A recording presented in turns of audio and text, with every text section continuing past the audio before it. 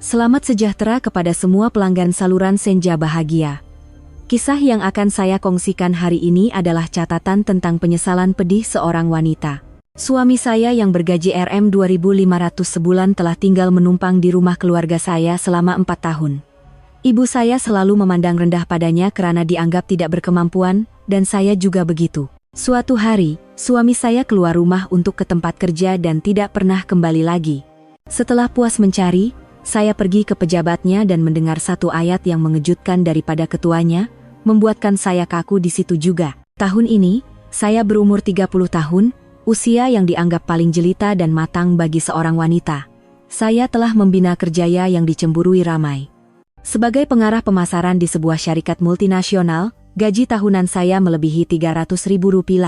Saya tinggal bersama ibu di sebuah kondominium mewah di Mont Kiara, Kuala Lumpur, menikmati kehidupan yang serba cukup, glamor, dan segalanya menurut kehendak saya. Seluruh hidup saya seolah-olah berada di bawah kawalan saya. Semuanya, kecuali perkawinan saya. Nama suami saya ialah Haris. Dia bukanlah pilihan saya, tetapi pilihan ibu. Lebih tepat lagi, dia adalah calon yang ibu terima setelah beberapa sesi janji temu saya gagal. 4 tahun lalu, ketika saya berusia 26 tahun, ibu mula resah. Dia bimbang anak perempuannya yang terlalu berjaya dan tinggi cita rasanya ini akan terlepas peluang untuk berkahwin. Ketika itulah Haris muncul. Dia anak kepada kawan sekampung ibu, datang ke Kuala Lumpur dan bekerja sebagai juru teknik di sebuah syarikat elektronik. Ibu menyukainya bukan karena dia hebat atau kaya, tetapi karena perwatakannya yang kelihatan lembut dan jujur, dan yang paling penting, latar belakang keluarganya yang biasa-biasa sahaja. Ibu berkata, "Kalau kawin dengan lelaki macam ni, barulah kau tak akan dipijak dan boleh pegang kuasa dalam rumah." Pada masa itu, saya membantah sekeras-kerasnya. Mana mungkin saya berkahwin dengan seorang juru teknik biasa bergaji Rp 2.500. Ia adalah satu penghinaan besar bagi saya. Namun, ibu merayu-rayu, menangis, malah mengugut akan memutuskan hubungan jika saya tidak menurut. Akhirnya, saya terpaksa memejamkan mata dan melangkah ke dalam perkahwinan tanpa cinta ini, dengan satu syarat. Haris mesti tinggal bersama kami. Ibu sangat berpuas hati. Menjadikan Haris menantu yang tinggal di rumah kami dianggap sebagai satu cara untuk menunjukkan status keluarga kami, dan juga cara yang baik untuk menguji sama ada dia berkahwin kerana wang. Selama 4 tahun, Haris hidup di rumah ini dengan layanan yang setaraf, malah lebih teruk daripada statusnya sebagai suami yang menumpang. Dia tidak pernah sekalipun diajak duduk semeja dengan tetamu lain semasa majelis keluarga, apatah lagi diperkenalkan secara rasmi kepada rakan-rakan atau rakan niaga saya.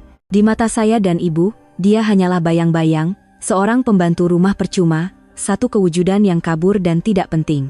Kadang-kadang, saya sendiri terlupa bahwa saya sudah berkahwin. Kondominium kami mempunyai 3 bilik. Bilik tidur utama saya, bilik ibu, dan sebuah bilik kecil yang asalnya bilik bacaan, dikosongkan untuk Haris. Sejak malam pertama perkawinan, saya berkata kepadanya dengan dingin, "Kita tidur bilik asing. Jangan sesekali masuk bilik saya tanpa izin."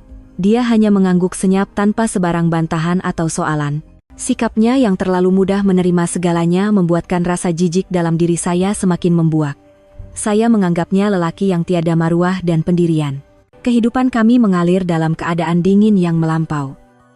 Pada waktu siang, saya bekerja gila-gila. Menghadiri mesyuarat demi mesyuarat, perjalanan luar negara, dan parti-parti mewah, membina imej seorang wanita bujang yang berjaya. Tiada siapa di pejabat yang tahu saya sudah berkahwin. Saya tidak memakai cincin kawin dan perkataan keluarga tidak pernah terpacul dari bibir saya. Apabila pulang ke rumah pada waktu malam, saya akan melihat kelibat Haris sibuk menyediakan makan malam di dapur. Meja makan sentiasa diduduki oleh 3 orang, tetapi suasananya sunyi sepi seolah-olah diduduki 10 orang. Saya dan ibu akan berbual tentang kerja, membeli belah, dan lelaki-lelaki kaya yang coba mendekati saya. Haris pula hanya makan dalam diam dan kemudian senyap-senyap membasuh pinggan. Dia seperti sebuah mesin yang bergerak mengikut arahan, tanpa emosi atau rungutan. Saya tidak pernah bertanya tentang kerjanya, rakan-rakannya, atau ibu bapaknya di kampung. Karena saya tidak peduli. Dalam hati, saya menganggap perkawinan ini hanyalah sebuah perhentian sementara. Saya hanya menunggu kemunculan lelaki yang benar-benar sepadan dengan saya, yang boleh berdiri sama tinggi dengan saya di puncak kejayaan. Apabila tiba masanya, saya berhasrat untuk menyingkirkan juru teknik kampung ini dari hidup saya tanpa sedikit pun rasa kasihan. Selama 4 tahun, saya hidup dalam keangkuhan itu, menganggap diri saya pusat alam semesta.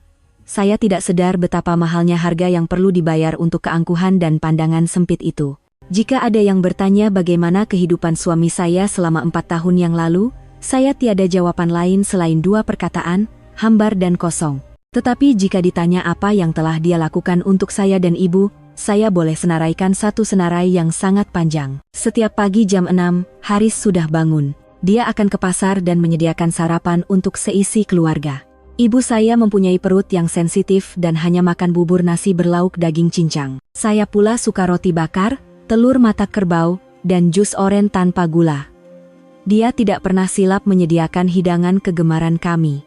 Bubur ibu sentiasa panas dan lembut, dan telur mata saya sentiasa sempurna seperti yang saya mahukan. Selepas kami pergi kerja, dia akan mengemas rumah. Kondominium seluas 1.500 kaki persegi itu sentiasa berkilat tanpa sebutir habuk. Pakaian saya dan ibu akan dicuci tangan mengikut jenis kain, dijemur, dan digosok dengan sempurna sebelum digantung di dalam almari. Ibu mempunyai sebuah taman orkid kecil di balkoni yang dijaganya lebih daripada emas.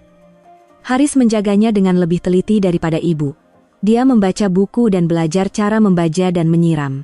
Hasilnya, taman orkid ibu mekar dengan bunga-bunga yang indah setiap tahun.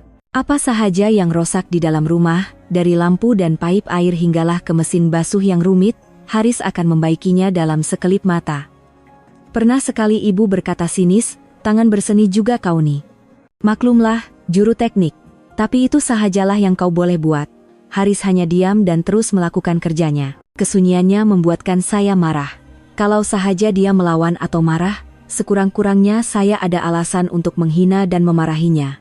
Tetapi dia tidak pernah berbuat begitu. Dia seperti perigi yang dalam, menelan segala penghinaan yang kami lemparkan tanpa suara. Sikapnya yang patuh membuatkan ibu semakin besar kepala. Ibu melayannya seperti orang gaji. Pernah sekali, semasa kawan-kawan ibu datang, seorang daripada mereka bertanya melihat Haris sedang mengelap lantai, "Mana kau jumpa pembantu rumah yang rajin dan baik macam ni?" Ibu dengan selamba menjawab sambil mendengus, "Ini keluarga. Anak saudara yang kasihan dari kampung, aku yang bela." Saya duduk di sebelahnya dan mendengar semuanya dengan jelas, tetapi saya tidak berkata apa-apa untuk membelanya. Malah, saya pikir kata-kata ibu itu munasabah. Memang benar, kami sedang membelanya. Pernah sekali saya pulang dalam keadaan mabuk teruk selepas minum bersama klien sehingga lewat malam. Sebaik sahaja membuka pintu, saya termuntah di lantai ruang masuk. Haris segera berlari, memapah saya ke bilik tidur dan mengelap muka saya dengan tuala suam. Dia juga membuatkan teh halia panas, katanya baik untuk mabuk. Sepanjang malam itu, dia duduk di tepi katil menjaga saya. Keesokan paginya, apabila saya bangun, lantai sudah bersih dan pakaian saya yang kotor telah dicuci. Namun, bukannya ucapan terima kasih, saya berkata dengan dingin, "Lain kali, jangan masuk bilik saya sesuka hati." Dia memandang saya. Saya dapat merasakan emosi yang tidak dapat saya fahami dalam renungannya. Kemudian, dia senyap-senyap berlalu pergi. Kehidupan Haris seolah-olah hanya berputar di sekeliling rumah ini, saya dan ibu. Dia tiada kawan, tiada perjumpaan sosial, dan jarang keluar. Saya tidak pernah melihatnya membeli sehelai baju baru atau sepasang kasut yang elok untuk dirinya. Pakaian yang dipakainya ke tempat kerja hanyalah kemeja dan seluar lusuh. Saya pikir dia miskin, dengan gajinya yang sedikit itu, dia tidak mampu. Pernah beberapa kali saya melemparkan pakaian lama ayah saya kepadanya, dan berkata dengan angkuh, "Pakailah ini. Nanti orang tengok, ingat kita derakau pula." Dia mengambil pakaian itu tanpa berkata apa-apa, tetapi saya tidak pernah melihatnya memakainya. Sekarang, bila difikirkan kembali, betapa bodohnya saya. Saya tinggal di bawah satu bumbung, makan di meja yang sama dengan seorang lelaki selama 4 tahun, tetapi saya langsung tidak tahu apa-apa tentangnya. Saya tidak tahu apa tugas sebenarnya, apa minat dan impiannya. Apa yang saya tahu hanyalah dia seorang juru teknik bergaji 2.500 dari kampung yang tinggal menumpang di rumah kami. Dengan maklumat yang cetek itu, saya telah menilai seorang manusia, sewenang-wenangnya menghakimi dan merasakan saya berhak untuk memandang rendah padanya. Saya terlalu percaya pada apa yang saya lihat, sehingga terlupa bahwa 7/8 bahagian iceberg tersembunyi di bawah permukaan air. Cuti hari raya tahun itu agak panjang. Pejabat memberikan cuti selama seminggu. Suasana di rumah sepanjang cuti itu dingin seperti biasa. Saya sibuk bertemu rakan-rakan dan rakan niaga, serta menghadiri majelis-majelis rumah terbuka. Ibu juga sibuk menziarahi sanak saudara dan rakan-rakan sepanjang hari. Yang tinggal di rumah hanyalah Haris. Dia mengemas rumah, menyediakan juadah raya, dan memasak untuk saya dan ibu yang pulang ke penatan setelah puas beraya. Dia melakukan semuanya dalam diam, seolah-olah itu adalah tanggung jawabnya yang wajar. Pada pagi hari pertama bekerja selepas cuti, saya bangun agak lewat. Apabila keluar dari bilik, Haris sudah pun menyiapkan sarapan. Dia memakai pakaian kerjanya yang biasa. Kemeja biru pudar yang lusuh dan seluar hitam yang berkilat di bahagian lutut. Dengan suara yang tenang seperti biasa, dia berkata, "Saya pergi kerja dulu, sarapan ada atas meja." Saya tidak memandangnya pun, hanya menjawab acuh tak acuh, Itulah kali terakhir saya melihatnya di rumah. Petang itu, saya pulang selepas hari yang sibuk. Rumah yang gelap dan sunyi terasa asing. Selalunya, pada waktu ini, Haris sudah pulang dan sedang memasak di dapur. Perut yang lapar membuatkan saya geram. Kerja lebih masa lagi agaknya. Syarikat entah apa-apa, asyik OT saja, rungut saya dalam hati.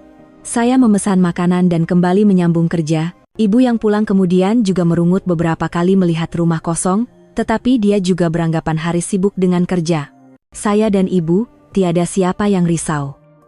Ketiadaannya hanyalah satu kesulitan kecil dalam rutin harian kami. Namun, keesokan harinya, Haris masih tidak pulang. Tiada siapa yang menyediakan sarapan, dan rumah mula menjadi bersepah. Ibu mula cemas. Dia mundar-mandir di ruang tamu sambil menggumam, "Jadi apa-apa ke masa balik, ke Kemalangan." Saya menjawab dengan geram, "Magni risau tak bertempat. Dia merajuk balik kampung lah tuh. Mentang-mentang duduk rumah kita, ada hati nak tunjuk perasaan. Biarkan je. Nanti dah habis duit, pandailah dia balik." Entah sama ada kata-kata saya melegakan ibu, atau ibu sendiri mahu mempercayainya. Tetapi jauh di sudut hati saya, satu perasaan resah yang aneh mula bercambah. Saya coba menafikan perasaan itu dan memujuk diri. Kalau dia hilang pun lagi bagus. Ada alasan kukuh untuk bercerai. Suami yang tidak bertanggung jawab, keluar rumah tanpa sepatah kata. Senario yang sempurna, bukan? Namun, kepura-puraan saya runtuh pada hari ketiga. Haris masih tiada kabar berita. Teleponnya dimatikan, dan setiap kali dihubungi, hanya kedengaran suara operator yang dingin mengatakan nomor yang dihubungi tidak dapat dihubungi. Rumah yang ditinggalkan oleh bayang-bayangnya yang senyap terasa anehnya kosong dan sunyi. Segala kerja rumah tanpa nama yang dilakukannya setiap hari kini menampakkan kewujudannya apabila tiada siapa yang melakukannya, menyebabkan rumah menjadi huru-hara. Sikap acuh tak acuh saya perlahan-lahan bertukar menjadi jengkel, marah, dan mungkin sesuatu yang menyerupai kebimbangan. Saya tidak mahu mengakui perasaan ini, tetapi semakin lama dia tiada, semakin kuat perasaan itu. Kekalutan tidak datang serentak seperti ribut. Ia meresap perlahan-lahan ke dalam hidup saya dan ibu, seperti kulat yang degil. Beberapa hari pertama ketiadaan Haris, masalah terbesar ialah makanan. Saya dan ibu tidak biasa ke dapur. Makanan panas yang dimasak di rumah menjadi satu kemewahan, dan kami mula bergantung pada perkhidmatan penghantaran makanan. Namun, semahal dan semewah manapun makanan itu, kami mula jemu memakannya setiap hari. Ia tidak dapat dibandingkan dengan masakan Haris yang sederhana tetapi kena dengan selera kami. Ibu mula merungut penyakit gastriknya datang kembali. Kemudian, kerja rumah. Bakul pakaian kotor melimpah ruah, dan lantai terasa melekit. Pinggan mangkuk kotor bertimbun di singki kerana tiada siapa yang mahu membasuhnya. Taman orkid ibu mula layu kerana tiada penjaga. Segala keteraturan yang dijaga senyap-senyap oleh Haris selama 4 tahun telah runtuh sepenuhnya. Kondominium mewah kami kini tidak ubah seperti kandang babi. Suatu pagi, ketika saya tergesa-gesa bersiap untuk ke pejabat, pemanas air di bilik mandi tiba-tiba rosak. Terkejut dengan pancuran air sejuk, saya berlari keluar dengan hanya bertuala dan memanggil ibu. Ibu mencoba sedaya upaya tetapi tidak berhasil. Sambil mengeluh, ibu berkata, "Kalau ada Haris, sekejap saja dia betulkan. Sekarang nak panggil siapa?" Satu ayat ibu itu menyalakan api kemarahan dalam diri saya. Marah pada ketidakupayaan diri sendiri, dan marah pada lelaki itu yang tiba-tiba menghilangkan diri, dan meninggalkan semua kekalutan ini. Saya menjerit, kenapa Ma asyik sebut nama dia? Kalau dia tak ada, kita mati kebulur ke? Saya panggil juru teknik. Saya menahan geram sambil mencari nomor syarikat pembaikan. Juru teknik yang tiba sejam kemudian, selepas memeriksa seketika, berkata dengan selamba, ini komponen dalam dah rosak teruk. Nak ganti rumit sikit, kos pun dalam beberapa ratus ringgit. Saya terdiam. Beberapa ratus ringgit bukanlah jumlah yang besar, tetapi saya teringat masalah yang sama pernah berlaku dahulu, dan Haris membaikinya dalam masa 30 menit sahaja dengan kotak alat lamanya. Kemarahan saya bertukar menjadi rasa terkejut. Saya mula sadar betapa saya bergantung pada Haris. Ia adalah satu fakta yang tidak pernah mahu saya akui. Dia bukan sahaja suami pada nama, tetapi juga pengurus rumah, tukang masak, tukang baiki, dan tukang kebun. Dia melakukan segalanya dengan begitu sempurna sehingga saya dan ibu menganggapnya sebagai perkara biasa. Kini, setelah dia pergi, barulah kami sadar betapa pentingnya tiang seri yang telah kami hilang. Kemarahan awal saya beransur-ansur menjadi kebimbangan yang sebenar. Bukan bimbang untuknya, tetapi bimbang untuk hidup saya sendiri. Jika dia tidak kembali, adakah kami terpaksa hidup begini selamanya? Ego saya sebagai seorang pengarah yang berjaya tidak membenarkan saya mengakui bahwa saya memerlukannya. Di hadapan ibu, saya berlagak kuat, seolah-olah boleh menyelesaikan segalanya. Namun, setiap malam, berbaring sendirian di katil yang luas sambil mendengar bunyi detik jam yang teratur, satu perasaan kosong yang menakutkan menyelubungi saya. Perasaan resah itu menggerogoti ketenangan saya seperti binatang buas, semakin hari semakin besar. Saya sadar saya perlu melakukan sesuatu. Saya tidak boleh lagi hanya menunggu tanpa harapan seperti ini. Kesabaran saya dan ibu mencapai hadnya pada pagi hari kelima ketiadaan Haris. Semalam, mentol lampu di ruang tamu terbakar. Ruang yang luas itu diselubungi kegelapan yang suram dan menyesakkan, dan ibu hampir terjatuh terlanggar bucu meja. Sambil mengurut kakinya, ibu merungut tanpa henti, aku dah tak tahan. Telepon pejabat dia sekarang juga. Tanya dia masuk kerja ketak atau lari kemana. Kita kena selesaikan benda nih, ibu memberikan kata dua. Sebenarnya, saya juga terfikir perkara yang sama, tetapi ego menghalang saya. Menelepon pejabat suami untuk bertanya di mana dia berada adalah seperti mengaku kegagalan saya mengurus rumah tangga. Namun, melihat keadaan sekarang, tiada pilihan lain. Ketidakselesaan dan kekalutan di rumah telah mengatasi ego saya. Saya masuk ke bilik, menutup pintu rapat-rapat, dan mencari nomor telepon pejabat Haris dalam senarai kenalan saya. Nomor yang saya simpan semasa persiapan kawin, dan tidak pernah dihubungi sekalipun. Jantung saya berdegup sedikit laju apabila saya menekan butang dial. Saya menasihati diri untuk bertenang, bercakap seolah-olah seorang ketua yang memeriksa pekerjanya. Selepas beberapa deringan, suara seorang wanita muda kedengaran. Selamat pagi, Sinergi Elektronik. Saya berdehem, coba menampakkan diri seprofesional mungkin. Selamat pagi, saya Alia. Saya ingin bertanya tentang salah seorang kaki tangan Anda, Encik Haris. Rasanya dari jabatan teknikal. Baik, maaf, boleh saya tahu apa hubungan Puan dengan Encik Haris? Soalan sopan pekerja itu membuatkan saya terdiam seketika. Hubungan apa? Saya istrinya, tetapi saya tidak mahu mengakuinya di hadapan orang luar. Saya teragak-agak seketika sebelum menjawab, keluarga. Oh, baik, apa maklumat yang Puan perlukan?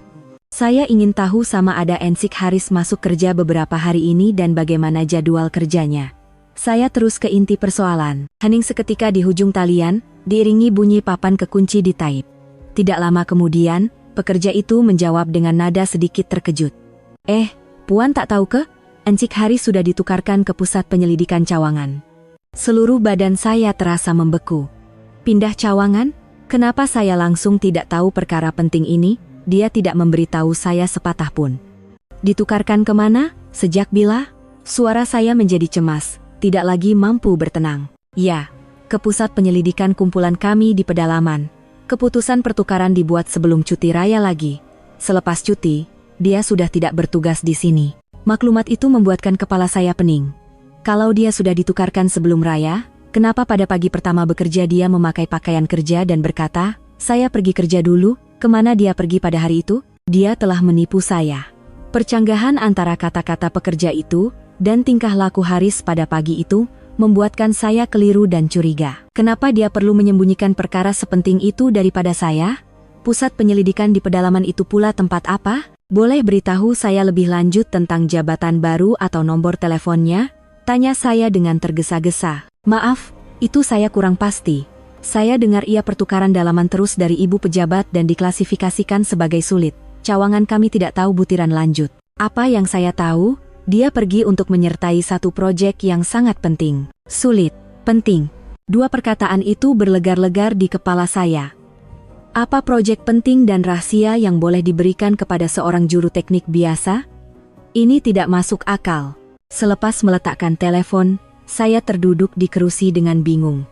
Maklumat yang baru saya peroleh bukan sahaja tidak menjawab persoalan saya, malah menjadikan semuanya lebih rumit dan misteri. Kehilangan Haris bukan lagi satu keselari dari rumah yang mudah.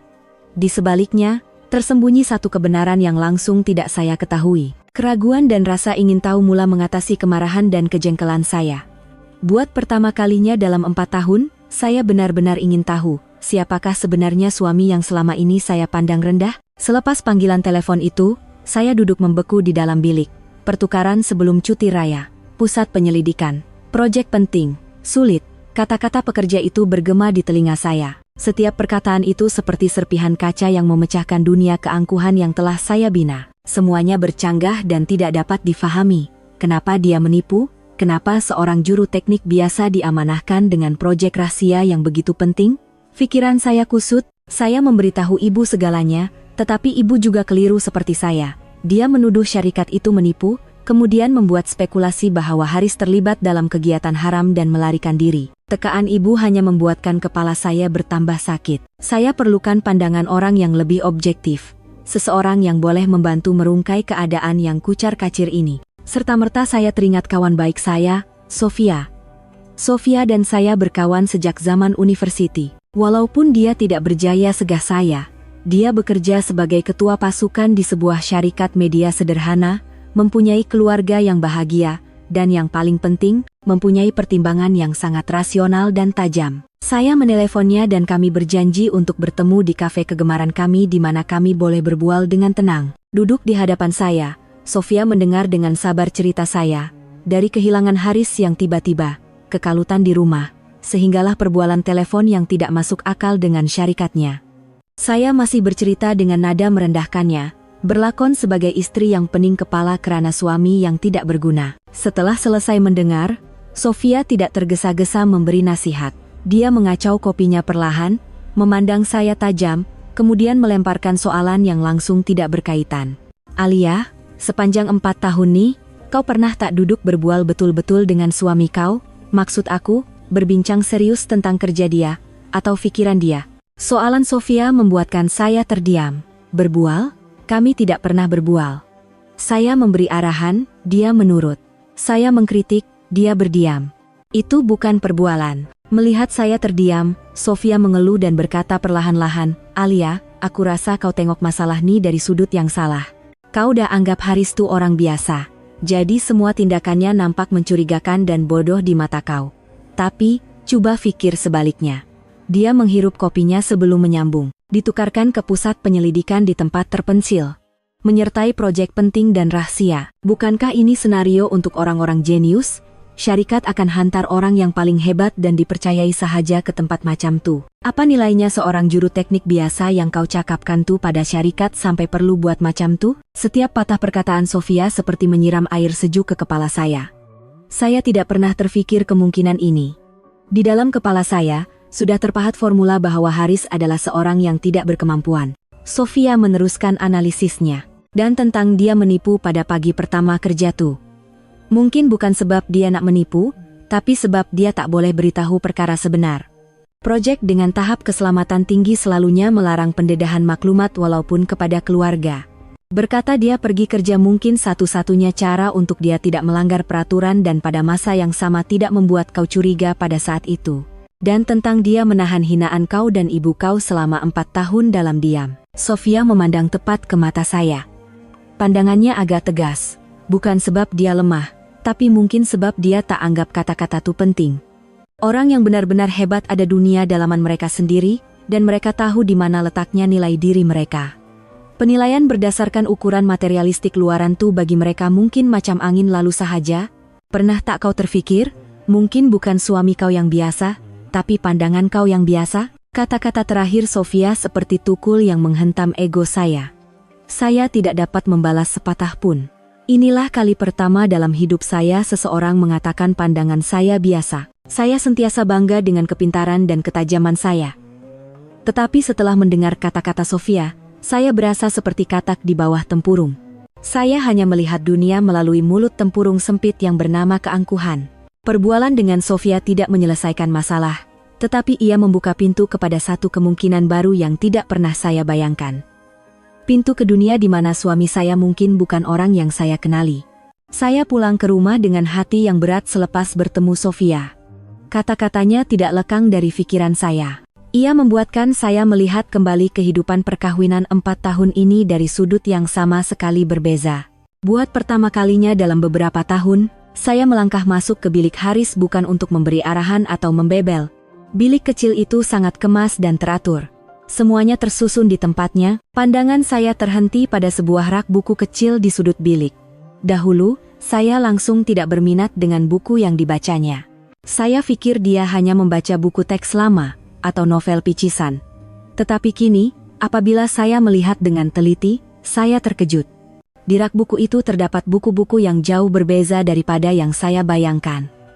Artificial Intelligence, A Modern Approach, The Theory of Quantum Computing, Advanced Algorithm Structures. Semuanya buku edisi berkulit tebal, dalam bahasa Inggris, dan padat dengan tulisan.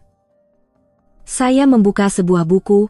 Ia penuh dengan formula dan simbol yang rumit, pening melihatnya. Adakah seorang juru teknik pembaikan barangan elektronik biasa perlu membaca buku-buku seperti ini?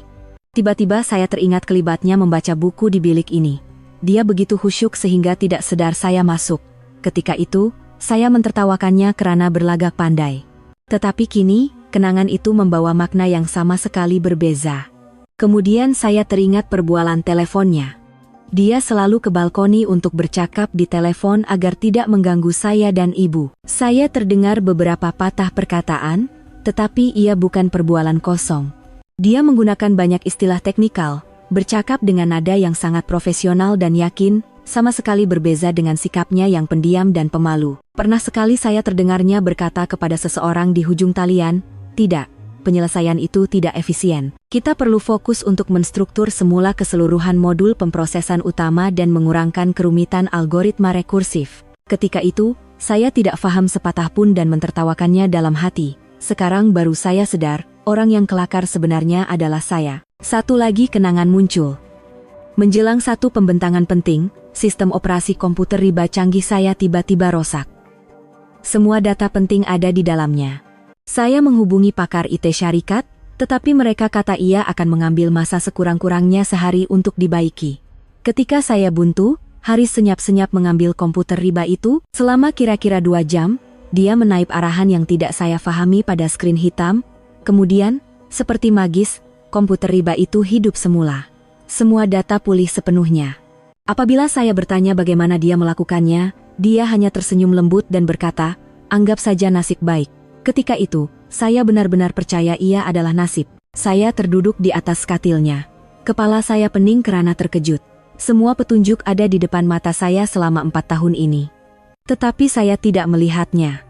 Atau lebih tepat lagi, saya enggan melihatnya. Keangkuhan dan prasangka telah membutakan mata saya, membuatkan saya hanya melihat imej Haris, yang telah saya cipta seorang budak kampung dengan kelulusan biasa dan pekerjaan biasa. Dengan tangan yang menggeletar, saya membuka telepon dan melihat media sosialnya. Dia jarang memuat naik apa-apa, tetapi pandangan saya terpaku pada satu kiriman setahun yang lalu. Di bawah gambar matahari terbenam di lautan yang luas, terdapat kapsian pendek, laut yang luas membiarkan ikan berenang bebas, langit yang tinggi membiarkan burung terbang bebas.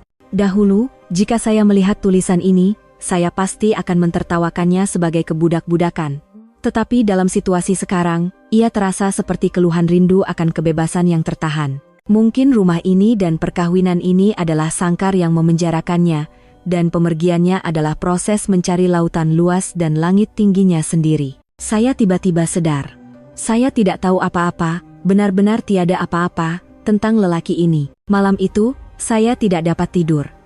Cebisan kenangan dan tekaan bercampur baur di kepala saya. mencetuskan badai kekeliruan yang besar. Image suami yang pendiam dan patuh yang saya kenali selama 4 tahun bertembung dengan image seorang jurutera jenius tersembunyi yang digambarkan oleh Sofia. Kedua-dua image itu berlawan, dan saya tidak tahu mana satu wajah sebenar Haris. Saya yang selama ini yakin dapat mengawal segalanya, kini berasa sangat cemas karena tidak tahu dan tidak dapat mengawal apa-apa. Keesokan paginya, walaupun saya bangun dengan mata yang sembab, satu keputusan yang jelas telah terbentuk di pikiran saya. Saya tidak boleh lagi hanya membuat tekaan. Saya tidak boleh hidup sehari lagi dalam ketidakpastian ini. Saya mesti mencari kebenaran. Kebenaran tentang siapa Haris, kebenaran tentang kerjanya, dan kebenaran mengapa dia terpaksa pergi secara senyap. Saya berdiri di hadapan cermin, melihat wajah saya. Kelihatan letih, tetapi pandangan mata saya penuh tekad. Saya tidak lagi marah karena kesulitan yang disebabkan oleh Haris. Sebaliknya, timbul rasa ingin tahu yang luar biasa terhadap lelaki yang saya panggil suami ini, dan desakan kuat untuk mengetahui kebenaran. Ia bukan berpunca daripada cinta atau keprihatinan. Ia berpunca daripada ego saya yang terluka.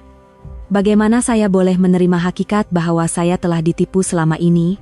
Atau lebih teruk, saya telah menipu diri sendiri? Saya memutuskan untuk mengambil cuti hari ini. Saya menelepon setiausaha saya, memberitahunya ada urusan keluarga yang mendesak dan meminta semua janji temu dibatalkan.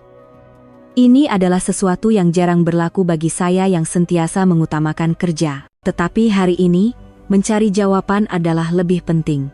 Saya membuka almari pakaian dan memilih pakaian dengan teliti.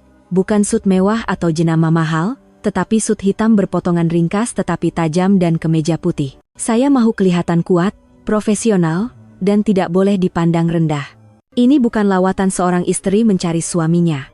Ini adalah urusan kerja seorang pengarah syarikat mencari maklumat. Solekan saya nipis, cukup untuk menutup keletihan dan menonjolkan ketajaman mata. Saya perlu mengambil sikap sebagai orang yang bertanya, orang yang memegang kuasa, bukan orang yang merayu. Apabila saya keluar ke ruang tamu, ibu bertanya dengan terkejut, "Nak kemana bersiap macam nih?" Kata tak kerja hari ini. Saya menjawab dengan tenang tanpa teragak-agak, "Saya nak ke pejabat Haris. Saya kena jumpa bos dia dan dengar sendiri penjelasan." Ibu berkata dengan bimbang, "Oke ke? Kalau dia orang tak nak jumpa, sabarlah dulu." Saya memotong kata-kata ibu, "Saya tak boleh tunggu.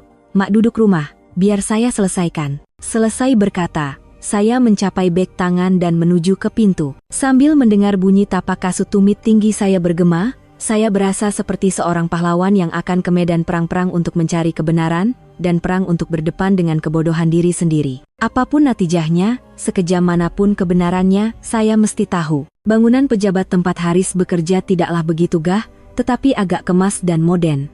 Saya melangkah masuk ke lobi. Suasananya lebih profesional dan serius daripada yang saya sangkakan. Saya terus ke kaunter penyambut tetamu.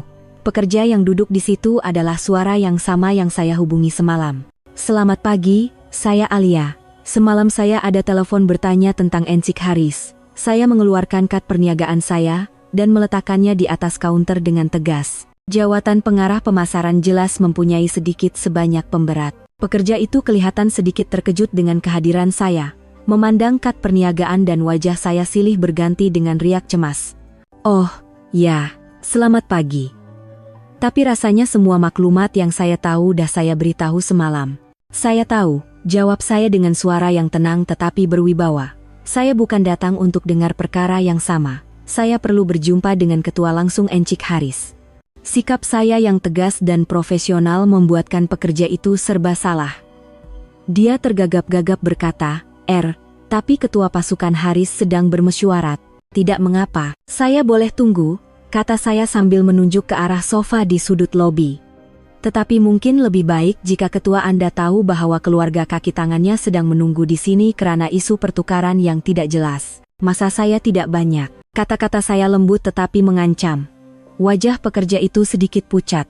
Dia tergesa-gesa mengangkat telepon interkom dan berbisik sesuatu.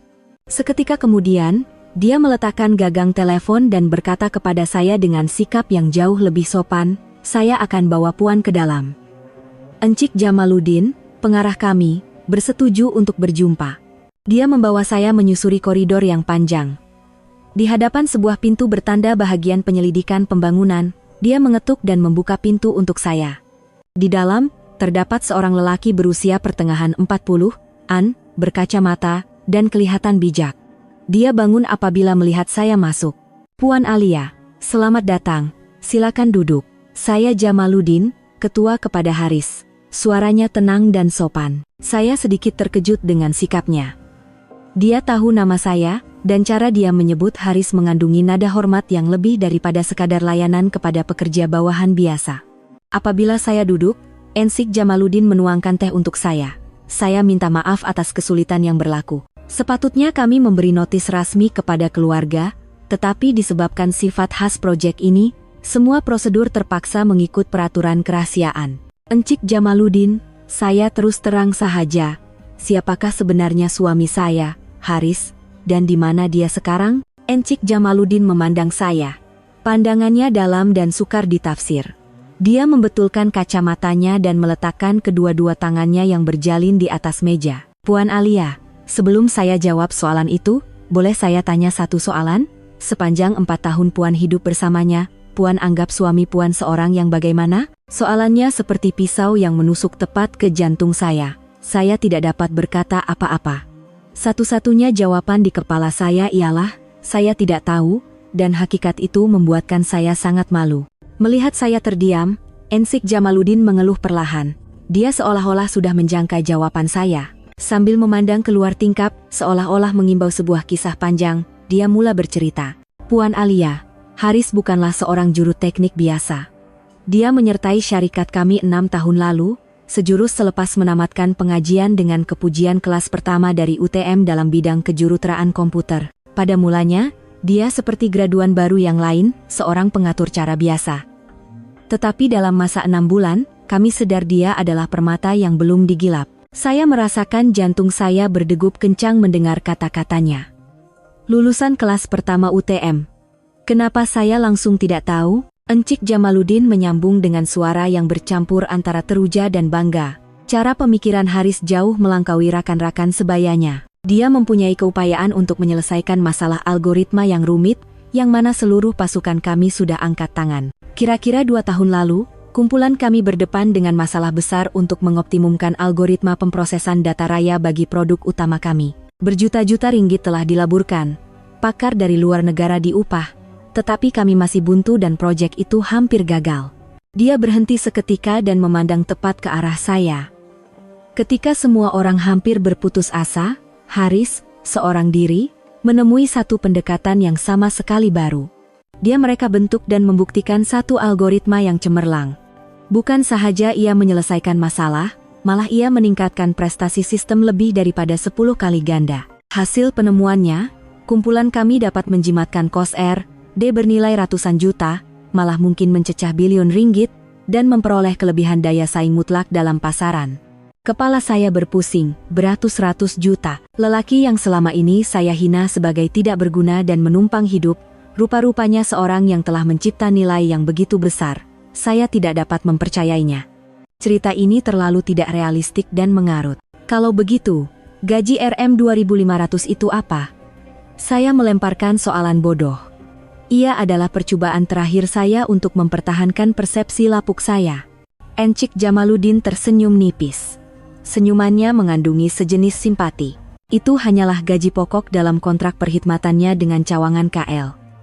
Atas permintaan Haris sendiri yang tidak mahu menonjol, bonus proyek, opsian saham, dan semua pendapatan yang dibayar kepada pakar tahap tertinggi sepertinya, dibayar terus oleh ibu pejabat antarabangsa. Jumlah tepatnya saya tidak tahu, tetapi saya boleh katakan ia cukup untuk membeli beberapa buah kondominium seperti yang Puan diami sekarang. Darah saya terasa sejuk membeku. Di hadapan mata saya, segalanya runtuh. Keangkuhan, penghinaan, dan kata-kata kesat yang saya lemparkan kepadanya selama 4 tahun kembali menghantui saya, setiap satunya seperti bilah pisau yang menghiris jantung. Saya dan ibu, mungkin selama ini hidup di rumah itu dengan uang yang dihasilkannya, sambil tidak henti-henti menghina dan memandang rendah padanya. Tiada kebodohan yang lebih besar daripada ini. Haris seorang jenius, Puan Alia, Encik Jamaluddin membuat kesimpulan. Tetapi dia seorang jenius yang pendiam. Dia tidak pernah menunjuk-nunjuk atau meminta apa-apa. Dia hanya mau fokus pada penyelidikan yang diminatinya. Kami menghormati permintaannya untuk menyembunyikan identitas sebenarnya dan menghormati privasinya. Dia memandang saya dengan pandangan yang penuh makna. Mungkin kami terlalu menghormati privasinya, sehingga kan Puan Alia sendiri yang hidup bersamanya selama 4 tahun pun tidak tahu apa-apa. Kata-katanya tidak berniat menuduh, tetapi ia terasa lebih pedih daripada ditampar. Saya terduduk kaku di kerusi. Semua bunyi di sekeliling hilang, hanya kata-kata Encik Jamaluddin yang bergema di kepala saya. Jenius. Lulusan kelas pertama UTM. Beratus juta. Pendapatan lumayan. Konsep-konsep itu terlalu asing, tidak mungkin dapat dihubungkan dengan imai suami dalam ingatan saya. Melihat wajah saya yang pucat, Encik Jamaluddin menyambung dengan nada yang lebih serius. Saya memberitahu Puan semua ini hari ini bukan untuk mencampuri urusan keluarga, tetapi karena saya percaya Puan berhak tahu sebab sebenar Haris pergi. Dia berhenti seketika, seolah-olah memberi saya masa untuk mencerna kejutan itu. Selepas kejayaan proyek itu, bakat Haris bukan sahaja mendapat perhatian pengurusan tertinggi kumpulan, tetapi juga beberapa agensi kerajaan. Beberapa bulan lalu, dia telah dicalonkan untuk menyertai satu proyek teknologi teras negara. Proyek ini adalah satu inisiatif strategik kebangsaan yang akan memberi impak besar kepada pembangunan teknologi masa depan dan keselamatan negara. Proyek negara. Skala cerita ini jauh melampaui imajinasi saya. Masalah rumah tangga yang remeh kini terikat dengan isu besar yang tidak pernah saya bayangkan. Proyek ini dijalankan di sebuah pusat penyelidikan terpencil dan dikawal ketat, jelas Encik Jamaluddin. Semua kaki tangan yang terlibat adalah pakar-pakar terbaik yang terpilih, dan demi kerahasiaan mutlak proyek, mereka semua dikehendaki menandatangani satu aku janji kerahasiaan khas. Dia memandang tepat ke arah saya, menekan setiap patah perkataannya. Haris telah menandatangani aku janji untuk tempoh 6 tahun. Sepanjang 6 tahun itu, dia hanya boleh hidup dan bekerja di dalam kawasan proyek, dilarang menggunakan sebarang peranti komunikasi pribadi, dilarang berhubung dengan dunia luar, dan tidak boleh mendedahkan sebarang maklumat kepada sesiapapun, termasuk keluarga.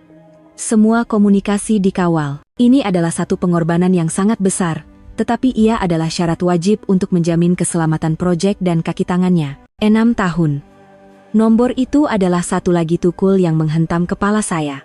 6 tahun terputus hubungan. Dilarang bertemu. Ini bermakna kehilangannya bukan sementara. Ia adalah satu perpisahan yang telah dirancang. Perpisahan yang lebih lama daripada tempoh perkawinan kami. Jadi kenapa? Kenapa pada pagi terakhir itu dia kata nak pergi kerja? Tanya saya dengan suara yang bergetar. Itulah persoalan terakhir yang tinggal di pikiran saya. Encik Jamaluddin mengangguk, seolah-olah faham soalan saya. Mengikut jadwal asal, dia sepatutnya tiba di pusat penyelidikan itu selewat-lewatnya pada keesokan paginya. Pertukaran dan semua prosedur telah selesai sebelum cuti raya.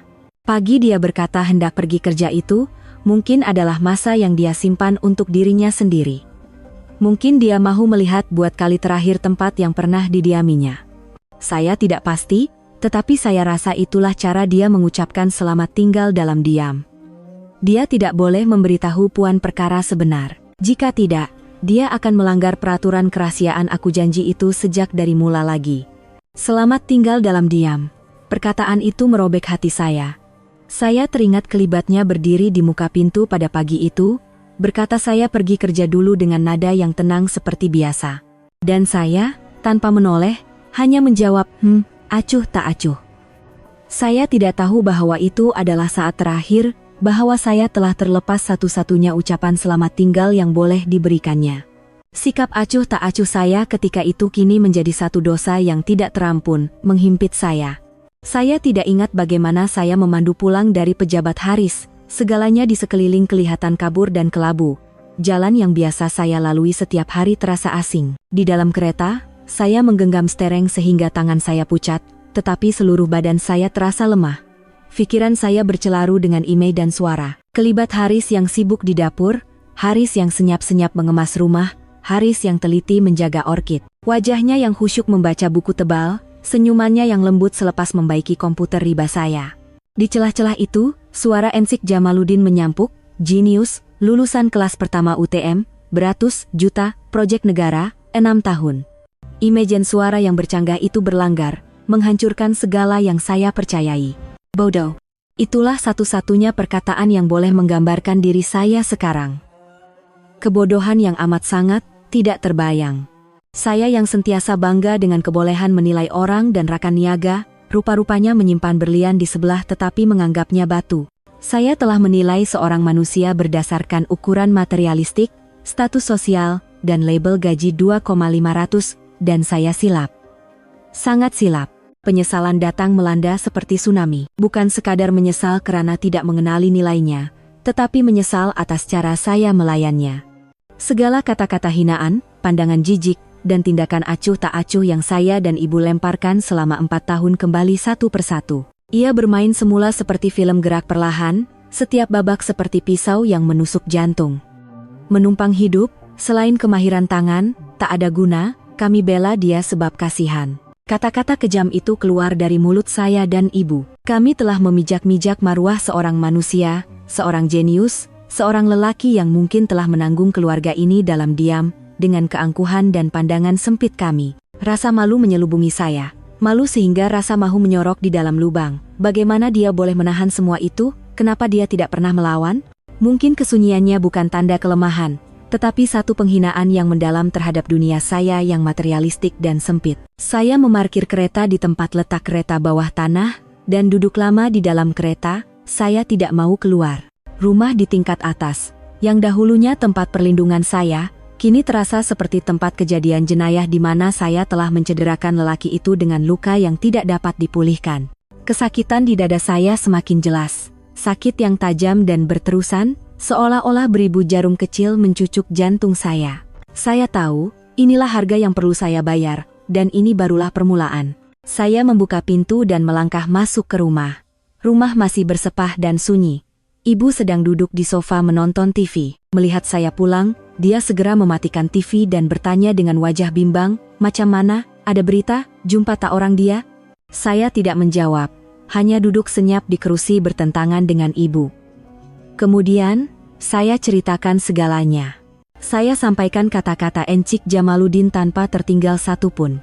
Tentang Haris lulusan kelas pertama UTM, tentang algoritma bernilai ratusan juta, tentang pendapatan sebenarnya, dan tentang proyek negara serta aku janji kerahasiaan selama 6 tahun. Suara saya tidak beremosi, seperti sedang melaporkan kegagalan perniagaan, tetapi setiap patah perkataan yang keluar terasa seperti menghiris dada saya sendiri. Wajah ibu berubah-ubah mendengar cerita saya. Rasa terkejut bertukar menjadi ngeri, mulutnya ternganga tanpa kata. Apabila saya bercerita tentang pendapatan lumayan Haris, tangan ibu mula menggeletar. Apabila saya menyebut tentang aku janji 6 tahun dan ucapan selamat tinggalnya dalam diam, wajah ibu pucat lesi. Apabila cerita saya tamat, kesunyian yang menakutkan menyelubungi bilik itu. Ibu kaku seperti batu, lama kemudian barulah dia bersuara dengan suara yang pecah, tak mungkin. Kau bergurau, kan? Haris. Juru teknik biasa tuh, bergurau, itulah kebenarannya, Mak. Kebenaran yang kita sengaja butakan mata selama 4 tahun.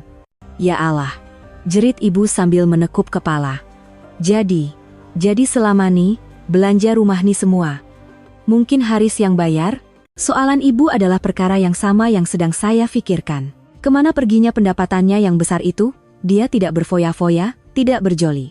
Uang itu mungkin secara senyap telah digunakan untuk menampung kos sara hidup yang mahal di rumah ini, beg tangan berjenama yang saya beli, percutian mewah ibu. Pikiran itu membuatkan rasa malu kami berlipat kali ganda.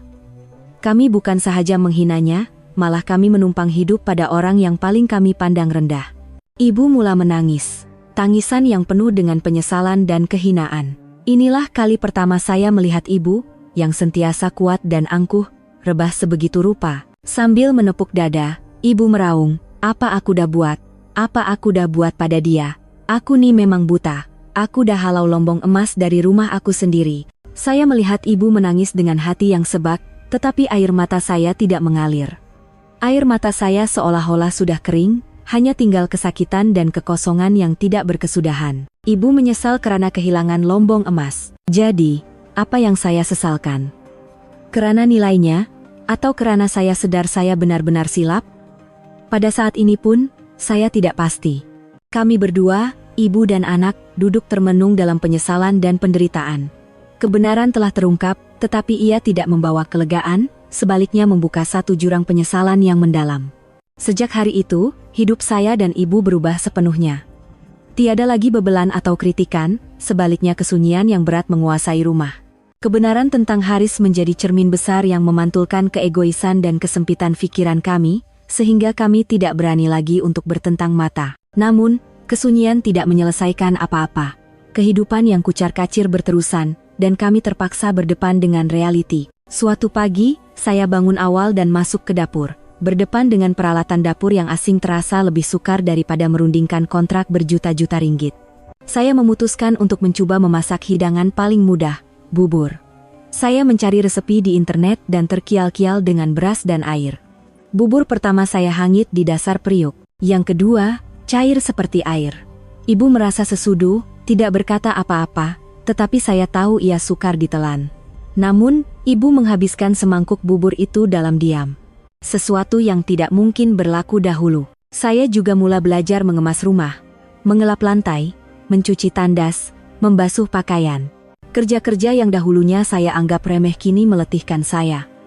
Tangan saya yang hanya biasa menaip papan kekunci dan menandatangani dokumen menjadi kasar dan sakit. Ibu juga berubah. Dia tidak lagi menghabiskan masa menonton TV atau bergosip dengan kawan-kawannya. Dia mulai membantu saya membuat kerja rumah dan belajar menjaga semula taman orkidnya yang layu. Kami berdua, ibu dan anak, di dapur yang dahulunya dikuasai oleh Haris, terkial-kial belajar semula perkara paling asas dalam kehidupan. Namun, saya tahu ini tidak cukup. Ini hanyalah pampasan lewat untuk keperluan fisikal yang dipenuhi oleh Haris. Dunia mentalnya, dunia yang dipenuhi buku rujukan dan algoritma rumit, masih belum saya sentuh. Suatu petang, saya masuk ke bilik Haris. Saya duduk di mejanya dan dengan berhati-hati mengambil salah satu buku yang ditinggalkannya, Artificial Intelligence, A Modern Approach. Saya coba membaca, membelek halaman demi halaman, tetapi istilah teknikal dan formula matematik yang rumit itu tidak ubah seperti bahasa asing bagi saya. Saya tidak paham apa-apa. Saya sadar, jurang antara saya dan dia bukan sekadar perbezaan sikap hidup, tetapi satu jurang pengetahuan dan visi yang dalam. Dia hidup dalam dunia logik dan ide-ide besar, manakala saya tenggelam dalam dunia jualan, prestasi, dan hubungan sosial yang palsu. Tetapi saya tidak berputus asa. Saya mesti memahami dunianya. Saya bermula dari asas. Saya mendaftar untuk kursus dalam talian sains komputer untuk pemula, membeli buku pengenalan kepada kecerdasan buatan dan pengatur caraan. Siang saya bekerja, malam saya membaca dan belajar, bergelut dengan konsep-konsep asing. Saya melakukan semua ini bukan karena berharap dia akan kembali dan memaafkan saya. Saya tahu itu mustahil. Ini adalah perjalanan penebusan dosa saya. Satu usaha lewat untuk mendekati walau sedikit pun wajah sebenarnya, usaha yang hanya bermula setelah saya kehilangannya buat selamanya. Masa berlalu, sudah 4 bulan sejak saya mengetahui kebenaran. Kehidupan saya dan ibu telah memasuki landasan taubat yang sunyi. Walaupun tidak setanding dengan sentuhan Haris, rumah tidak lagi bersepah, dan makanan, walaupun kekok, kami sediakan dengan tangan sendiri. Saya masih bekerja, tetapi selepas waktu pejabat, saya tidak lagi membuang masa dengan hiburan sia-sia, sebaliknya pulang ke rumah untuk menelaah buku dan kursus dalam talian. Namun, tiada sebarang berita tentang Haris. Saya menghantar email ke syarikat lamanya, menelepon Encik Jamaluddin beberapa kali, tetapi jawabannya hanyalah kesunyian, atau jawaban mekanikal tidak boleh memberi maklumat atas sebab keselamatan. Harapan bertukar menjadi putus asa. Saya mulai menerima hakikat bahwa saya mungkin tidak akan berpeluang untuk memohon maaf kepadanya seumur hidup. Pada suatu petang Sabtu, ketika saya dan ibu sedang mengemas rumah, loceng pintu berbunyi. Apabila saya membuka pintu, seorang lelaki yang tidak dikenali berdiri di situ. Berusia dalam lingkungan 50-an, berbadan tegap dengan raut wajah yang serius, dia merenung saya dengan tajam. "Maaf, Puan Alia," istri kepada Encik Haris, suara lelaki itu garau dan tegas. Jantung saya berdegup kencang. "Ya, saya." "Encik ni siapa?" "Saya Mejar B. Asman, dari unit tempat Haris bertugas." Seluruh badan saya menggigil. "Unitnya? Jadi ia benar." "Oh, sila masuk." Saya tergagap-gagap menjemputnya masuk. Mejar Asman melihat sekeliling rumah. Pandangannya terhenti seketika pada rak buku di ruang tamu di mana terdapat beberapa buah buku pengatur caraan yang baru saya beli. Sebaik sahaja duduk, dia terus ke inti persoalan. "Puan Alia, kedatangan saya hari ini adalah atas arahan pihak atasan. Kami telah mengesan beberapa percobaan Puan untuk menghubungi pihak kami. Mengikut peraturan, penyelidik Haris sedang dalam tugasan khas dan semua hubungan luar disekat. Namun, sebagai istri yang sah di sisi undang-undang, kami bertanggung jawab untuk mengesahkan beberapa perkara bagi memastikan tiada unsur yang boleh menjejaskan tugasan dan psikologi beliau. Kata-katanya sangat rasmi, dan saya sadar ini bukan lawatan pribadi, tetapi satu siasatan. Mereka bimbang saya akan membahayakan Haris atau proyek rahasia itu. Rasa pahit menerpa. Selepas dia pergi pun, di mata mereka, saya masih lagi satu potensi risiko. Di bawah pandangan tajam Mejar Asman, rasa terhina yang mungkin saya rasai dahulu telah digantikan dengan kesedihan yang mendalam. Saya menarik nafas dalam-dalam, memandangnya tepat, dan berkata, saya faham kebimbangan Tuan. Tetapi saya tiada niat sedikit pun untuk membahayakan kerja Haris. Kemudian, seolah-olah empangan pecah, saya luahkan segala-galanya dari hati saya. Saya tidak memberi alasan. Saya ceritakan kisah 4 tahun itu, keangkuhan dan kesempitan pikiran saya, bagaimana saya dan ibu melayan Haris dengan tidak berperi kemanusiaan. Saya mengaku saya hanya mengetahui wajah sebenarnya selepas dia pergi. Saya tahu sudah terlambat untuk berkata begini, kata saya dengan suara tersekat-sekat. Saya tidak mengharapkan kemaafan daripadanya. Saya cuma mahu peluang, walau sekali, untuk memohon maaf secara pribadi kepadanya.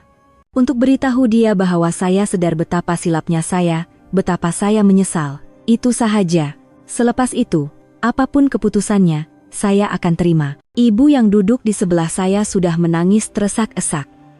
Sambil memegang tangan saya, ibu berkata kepada Mejar Asman, semua salah saya, Tuan, karena ketamakan orang tuani. Haris tu budak baik, lembut, saya betul-betul menyesal. Kalau boleh putarkan masa. Bilik itu dipenuhi dengan esakan ibu dan kesunyian saya. Mejar Asman hanya mendengar tanpa menyampuk. Pandangan matanya yang tegas kelihatan sedikit lembut. Lama kemudian barulah dia bersuara. Nadanya kurang dingin berbanding tadi. Saya dah dengar cerita Puan berdua. Saya tiada hak untuk menghakimi urusan keluarga. Cuma, saya faham keikhlasan Puan berdua. Perbualan hari ini akan saya laporkan kepada pihak atasan. Dia bangun sambil menambah.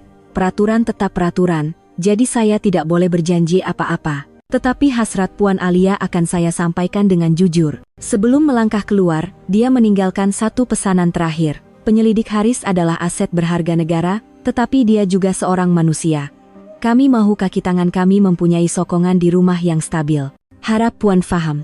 Pintu ditutup, meninggalkan saya dan ibu dalam bilik dengan perasaan yang bercampur baur. Kata-katanya tidak menjanjikan apa-apa, tetapi ia menyalakan secebis harapan kecil di hati saya bahwa keajaiban mungkin berlaku. Sebulan berlalu, setiap hari adalah sirih harapan dan kekecewaan. Setiap kali loceng pintu berbunyi atau telepon berdering dengan nomor tidak dikenali, jantung saya berdebar, tetapi tiada apa-apa yang berlaku.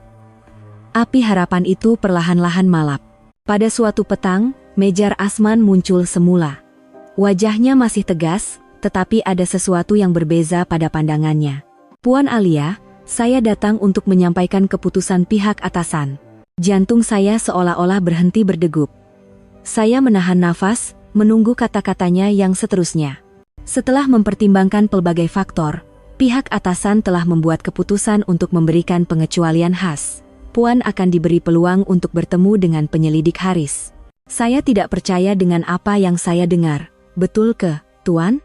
Ya, tetapi syaratnya sangat ketat. Masa pertemuan tepat 2 jam.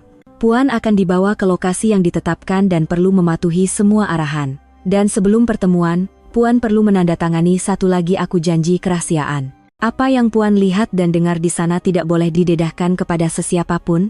Puan setuju? Setuju. Saya setuju semuanya.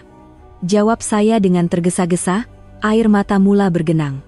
Walaupun hanya 2 jam, ia adalah masa yang paling berharga di dunia bagi saya sekarang.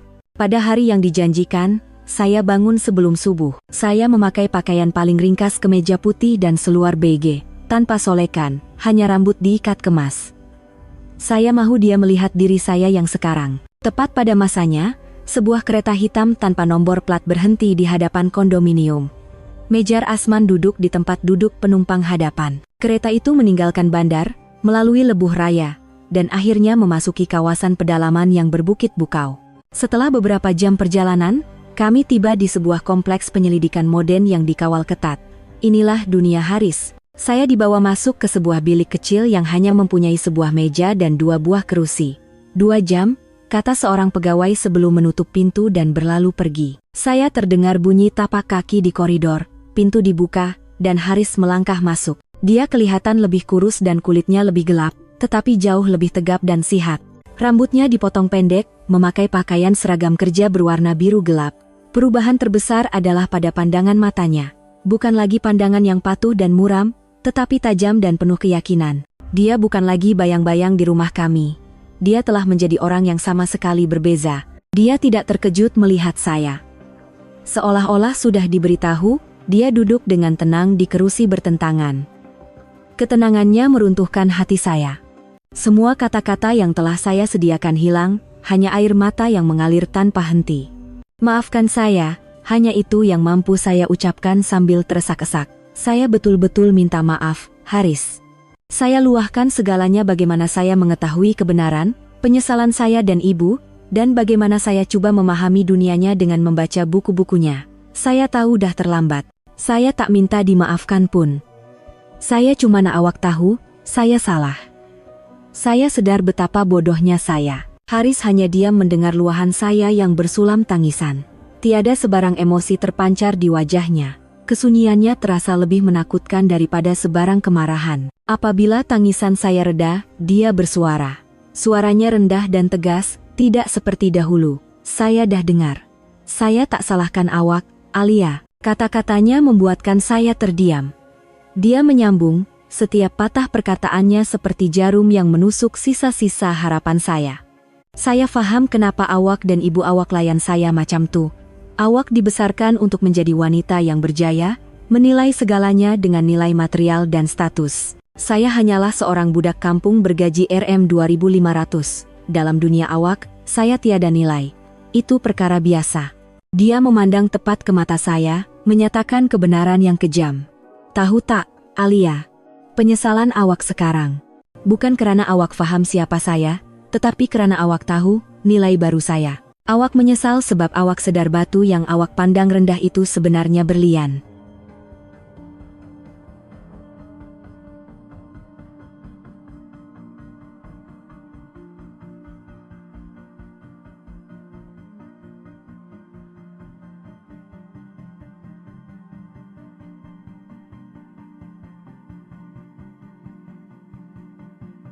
Saya kaku. Kata-katanya semua benar. Saya mula berubah selepas mendengar kata-kata Encik Jamaluddin. Ya, saya menyesal karena kehilangan nilainya. Apa yang saya harapkan daripada awak?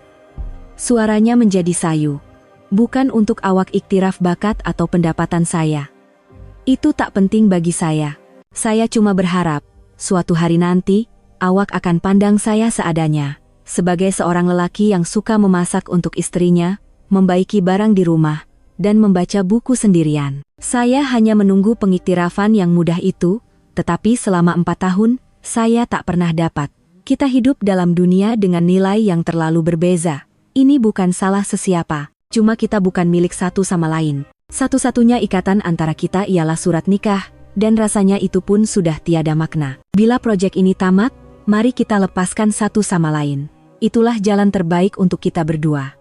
2 jam telah tamat. Saya bangun dengan lemah.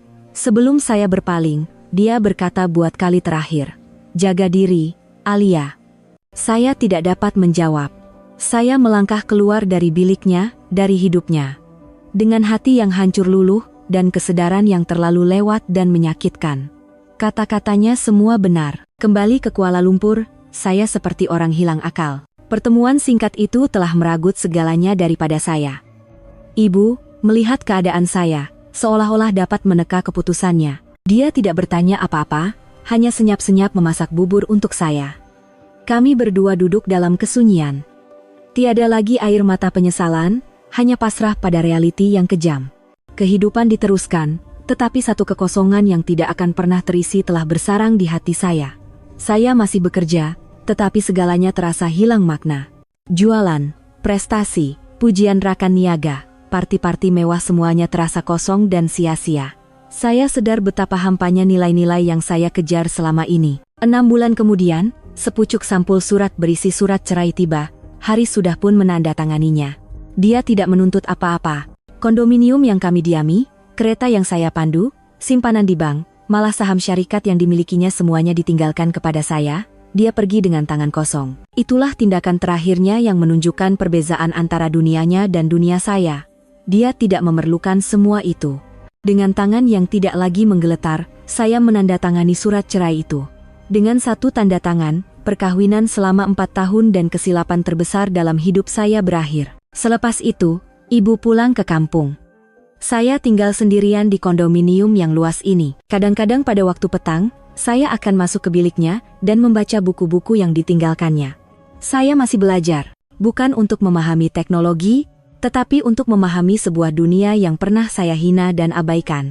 Saya telah membayar harga yang terlalu mahal untuk kebodohan saya. Saya pernah memiliki insan yang paling berharga, cinta yang paling senyap dan pemurah, tetapi saya telah membuangnya karena keangkuhan dan kejahilan. Saya kini sadar, cinta sejati bukan terletak pada nilai luaran yang gah, tetapi pada usaha untuk memahami, menghormati, dan menerima wajah sebenar satu sama lain. Tetapi bagi saya, segalanya sudah terlambat.